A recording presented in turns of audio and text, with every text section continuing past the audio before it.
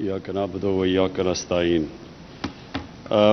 जाम साहब, आपने अभी बात की कि पहले वाले जो आए वज़ीर आज़म या मुल्क के सरबराह, तो उन्होंने वो तवज्जो बलूचिस्तान को नहीं दी जो देनी चाहिए थी। उसकी बहुत बड़ी वजह एक हमारे सिस्टम जो पार्लियामेंट्री डेमोक्रेसी है उसके अंदर उसमें आपको नज़र आती है कि क्यों उन्होंने बलूचिस्तान को तवज्जो नहीं दी। अगर मैं भी आऊं, प्राइम मिनिस्टर बनूं और मेरा सिर्फ मतलब ये हो कि मैं इलेक्शन सिर्फ जीतनी है और मैं हर वो काम करूं इलेक्शन जीतने के लिए ताकि मैं फिर से प्राइम मिनिस्टर बन जाऊं, तो मैं वाकई बलूचिस्तान के ऊपर इतना टाइम नहीं गुजारूंगा, क्योंकि बलूचिस्तान से तो मैं इलेक्शन नहीं जीतने लगा।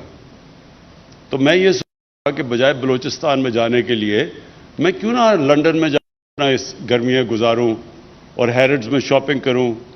तो मैं जो इतनी मेहनत से मैंने करप्शन का पैसा बनाया होगा वो मैं वहाँ खर्च करूं, बजाय मैं यहाँ के बलूचिस्तान में आपकी टाइम स्पेंड करूं। तो लिहाजा एक नवाज शरीफ ने 24 लंदन में ट्रिप्स की अपने दौर में, 22 प्राइवेट ट्रिप्स थी, 22 भी नहीं बल्कि 23, एक दफ़ा ऑफिशियल ट्रिप, 23 वो प्राइवेट ट्रिप्स करने गया लंदन। तो बलूचिस्तान तो मेरे ख्याल में वो 2 दफ़ा भी नहीं आया, और मैं आपको यकीन दिलाता हूं कि वो 10 गुना ज़्यादा दफ़ा बलूचिस्तान से हैरिड्स में शॉपिंग कर रहा था। और दूसरा आसिफ ज़रदारी, उसने 51 दुबई की ट्रिप्स की, मेरे ख्याल में एक दफ़ा भी यहाँ नहीं आया होगा। तो कहने का मतलब यह है कि इनके लिए, जिसकी वजह से आज पाकिस्तान उधर नहीं पहुंचा जिधर पहुंचना चाहिए था, क्योंकि वो उनके मकासद और थे। अगर कोई पाकिस्तान का सोचेगा वो जरूर बलूचिस्तान का सोचेगा। अगर वो कोई इलेक्शन का सोचेगा, अगर वो इलेक्शन का सोचेगा तो वो सोचेगा कि फैसलाबाद डिवीजन, सिर्फ फैसलाबाद डिवीजन में बलूचिस्तान से ज्यादा नेशनल असेंबली की सीट्स हैं, तो वो वहीं तवज्जो दे दे, वो पास भी है। तो ये हमारी बदकिस्मती से जिस तरह हमारा मुल्क इवॉल्व किया है, ये बहुत बड़ी हमारी, अगर आप देखें कि हमारे इलाके पीछे हैं। अब फाटा सारा कबायली इलाके के अंदर, जिस तरह बलूचिस्तान की ह्यूमन डेवलपमेंट इंडेक्स, मीनिंग कि कितना इंसानों के ऊपर पैसा खर्च किया गया, तो आप देखेंगे ये सारे इलाके पीछे रह गए। नॉर्दर्न एरियाज हमारे, उधर किसी ने तवज्जो नहीं दी, क्योंकि उधर से भी इलेक्शन किसी ने नहीं जीतना था। तो वो सिर्फ उन एरियाज को देखते थे, वो कैलकुलेट करते थे कि 5 साल में मैं ये इलाके, इधर मैं पैसा खर्च करूँ, इधर से मैं जीतूंगा, फिर वापस वज़ीर आज़म बन जाऊँ। तो हमारी बड़ी बदकिस्मती है। लेकिन ये रियलाइज़ नहीं करते कि अगर वो सारे पाकिस्तान के ऊपर तवज्जो देते तो वो शायद अभी भी वज़ीर आज़म बने रहते, क्योंकि मुल्क सारा इकट्ठा मुल्क उठता है। ये नहीं होता कि एक छोटा सा इलाका उठ जाए और बाकी मुल्क पीछे रह जाए। मुल्क, कौमें तरक्की इस तरह करती हैं कि वो हर कौम, मसलन बलूचिस्तान में कोई एडवांटेज है, यहाँ के आपकी मदनियात सबसे ज़्यादा हैं। पंजाब में गंदम है, वो ब्रेड बास्केट है। कराची, सिंध जो है, कराची हमारा फाइनेंशियल कैपिटल है। नॉर्दर्न एरियाज वो टूरिज्म के लिए, और फिर पख्तूनख्वा में टूरिज्म। तो हर इलाके की मुख्तलिफ चीज़ें होती हैं। तो मुल्क कैसे आगे बढ़ता है? जब सारा मुल्क मिल के मुख्तलिफ जो एडवांटेजेस मुख्तलिफ इलाकों के होती हैं वो सब मिला के मुल्क ऊपर उठ जाता है। तो जब आप तवज्जो नहीं देते मुल्क की तरफ, तो आप छोटे थोड़े इलाके आप पैसा खर्च कर देते हैं, वो थोड़ा आगे जाते हैं, लेकिन मुल्क आगे नहीं जाता। तो बलूचिस्तान, मैंने हमेशा ये सोचा था कि अल्लाह ने जब मौका दिया, हम बलूचिस्तान के ऊपर इसलिए तवज्जो देंगे कि बलूचिस्तान जब उठेगा, जब बलूचिस्तान में अमन होगा, जब बलूचिस्तान के लोग ये समझेंगे कि हमारा भी पाकिस्तान है, ये पाकिस्तान, इसके लिए हमें भी लड़ मरना चाहिए, क्योंकि ये पाकिस्तान हमारा भी सोचता है, हमारी बुनियादी ज़रूरियात का ये पाकिस्तान सोचता है, हमारी मुश्किलों का ये सोचता है। तो तब बलूचिस्तान के लोगों को कभी फिक्र नहीं हमें होनी चाहिए थी कि इंसर्जेंट्स आ गए हैं या ये जो तहरीक में लगे हुए हैं। میں ویسے سوچ رہا ہوں ان سے بھی بات کرنے کا کہ یہ ہو سکتا ہے کہ ان کو پرانے زمانے میں رنجے ہوں اور استعمال بھی ہوں دوسرے ملکوں سے، ہندوستان ان کو استعمال کرے انتشار پھیلانے کے لیے، لیکن اب تو وہ نہیں ہے حالات۔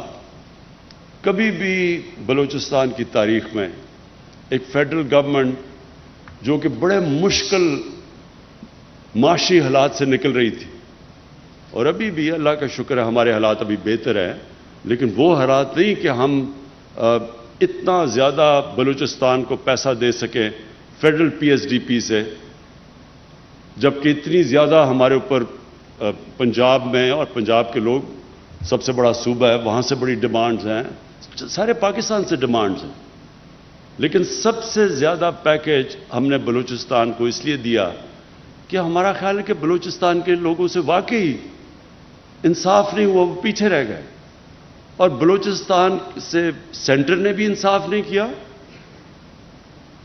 اور بلوچستان کے اپنے سیاستدانوں نے بھی اس سے انصاف نہیں کیا۔ جو پیسہ آتا بھی تھا میرے خیال میں وہ بھی صحیح طرح نہیں لگا، اور وہ لوگوں نے اپنی ذات کے اوپر وہ پیسہ خرچ کیا ہوگا، لیکن بلوچستان کے لوگوں کے لیے جو پیسہ جانا چاہیے تھا، اس لیے وہ جو سارا ایک احساس محرومی پھیلنی شروع ہوگی بلوچستان میں، یہ کبھی نہ پھیلتی اگر بلوچستان کے لوگ بھی جو اپنے پولیٹیشنز تھے وہ بھی اپنا صحیح معنی میں اندر جو بھی پیسہ ملتا تھا وہ صحیح معنی میں خرچ کرتے۔ تو میں صرف آپ کو یہ بتانا چاہتا ہوں کہ ایک تو ہم نے سب سے بڑا اپنا پیکیج دیا فیڈرل گورنمنٹ نے بلوچستان کو، لیکن میں صرف یہ گوادر کے لیے جو ہم نے کوشش کی اب تک، اور یہ ابھی شروعات ہے، انشاءاللہ یہ بڑھتی جائیں گی۔